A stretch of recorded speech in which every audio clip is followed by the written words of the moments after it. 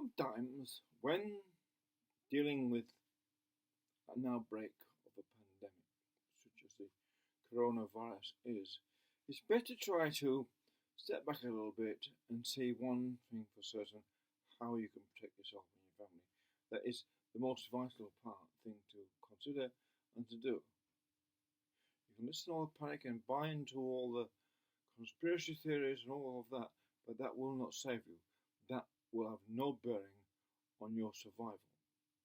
That only makes you uncomfortable at the time. It's best to get as much knowledge as you can from reputable sources such as doctors and the arsenal.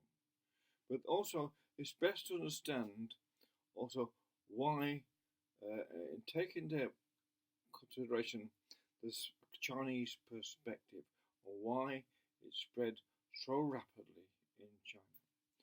First of all, if you've ever been to China, you'll find it extremely crowded everywhere you go. The markets, the buses, the trains, the streets the cafes are absolutely crowded. That's because what the Chinese have done is put all their high rises in the cities with the shops on the ground floors. That densifies the shopping experience and means that it gives people a venue for shopping right at the base of the building. And that, of course, means there's a lot of people can go on the streets. And Chinese just love being out on the street spending money. They love shopping. It's a favourite pastime, apparently. But the thing is, that's why it's numbers. It's the numbers and the identity of the numbers which has caused the virus to spread so fast and so rapidly within China. And when you take into consideration the 1.3 or 4 billion people in China, there's relatively few people in China with the virus compared with the amount there is. Now, something we understand about viruses is they mutate and they do not try to kill the host. This is important. A virus's role is not to cause mass death, it's to try to adapt so into the next species that it's taken over. Now, we could say coronavirus, the smallest thing on earth, rules the planet. And so there you go, so our human arrogance pulled asunder by the tiniest thing possible. Anyway, the thing is, in China, the spread of it was done, I am suggesting that the trains themselves and the buses and such like, people are so jammed in, they're so tightly packed in those places, in those particular systems, that there's no room to move. It's just like that. You're crammed up to next to someone, and bodies are pressing all over you, pressing all over their bodies. That's how it is, and it's millions of them. There are millions and millions of people, and that's why it spread so rapidly from the scent to the wild food of the market that it was said to have started from, and that's why it spread so rapidly throughout China. And now, because Chinese are everywhere and people visiting China, it's spread into other parts of the world. But that's the important thing to understand, why it spread and why isolate. And that tells you also the best way of survival is then to stay as isolated as you can, because historically speaking, if we look at history, we know that villages in the UK and Britain survived the plague by stopping people coming into their village when the plague was on. They didn't know what was causing the plague then, they didn't have a microscope then, but they knew it was something that was passed from people to people, so they barricaded themselves in and made do, and basically chased everyone away with pitchforks who come near. And it is a matter of individual survival. This is a very, very important thing to understand in this. The idea is that we all are a collective is a very dangerous pathogen in itself, because it takes away from the fact that you as an individual have got the intrinsic human right, or back to biological right, to provide for your own survival regardless of the situation. And that's the most important thing here. You and your family are far more important in other ways than the rest of the human race. In the case of a pandemic, this is not about some political thing. People want to make it political, but it's nothing to do with that. This is actually a matter of the basic survival of your genetic capital, which is you and your family. That's as simple as that. And I'm going to make some other suggestions now. How you can protect yourself, not just from this, but you have to protect yourself from flu as well. Flu will also, you have to remember, flu kills thousands of people every year. In America, killed 10,000 people this winter in America alone. So the flu can be just as deadly, or it just doesn't cause such a mass panic, although it ought to.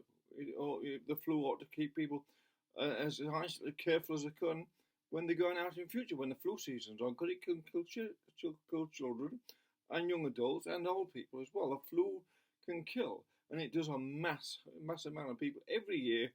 Millions die of the flu itself and other diseases, mosquito-borne diseases, or stuff like this. I kill millions of people every year. Now, when you go shopping, if you can, wear the tight rubber gloves. Don't be ashamed to cover yourself up. Don't be ashamed to put armour on. Wear a mask. Dip your mask in. Find something was the anti-virus creams and stuff. Maybe they'll stop it. Maybe, but different viruses act differently, of course. But wearing a mask is a good idea.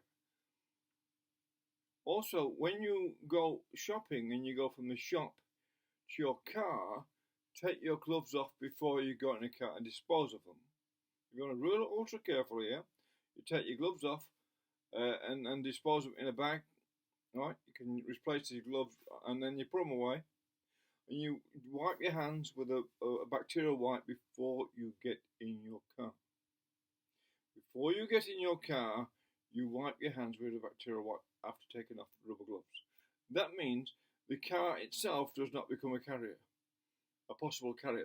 Now cars can become a possible carrier because of their enclosed box, enclosed atmosphere, environment. The thing is then, before you get home to your house, if you can, even if you live in a block of flats, it's basically get the community together and put a bowl of water outside the flat with some soap, and everyone washes their hands before. Then, after they've got out the car, wash your hands before you go into your house. That way, you're doing something positive, not just for yourself, but the rest of the world. Because stopping the spread of this disease is also everyone's interest, because the spread of the disease will decimate the economy. And so therefore, other factors will cause more death. The secondary fear of this is that if it continues because people aren't willing to cooperate to protect themselves, then the onflow from that could be extremely regressive economically. It could cause food shortages and things like that. And then the society can start to break down through panic or whatever. That could be more as harmful in itself, especially these days when you've got so many people, who are ready to sort of panic and get angry, and instead of thinking things through about climate change, they're angry about that and expect people to fix that, stuff like that. Well, the only thing you can do in any situation is protect yourself. What's climate change? Protect yourself from climate change. Keep whatever you do. You can't expect the government to protect you from climate change. Or, and the government's doing the best it can. Governments are doing the best they can to protect, Australian government, the best it can to protect the people from this spreading. It's not silly. It's not as stupid as it looks in that sense. But there's just some little advice, a little chat on this virus and how you can protect yourself.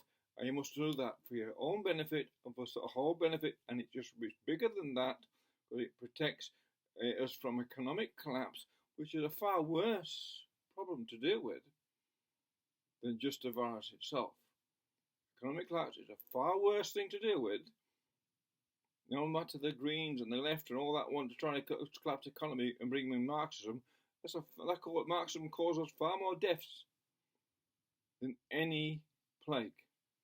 That's an historical fact. So there you go. Just a little talk on the virus, some simple facts, how it spread, how you can protect yourself, and how you can protect society and the economy itself by effective measures. Thank you.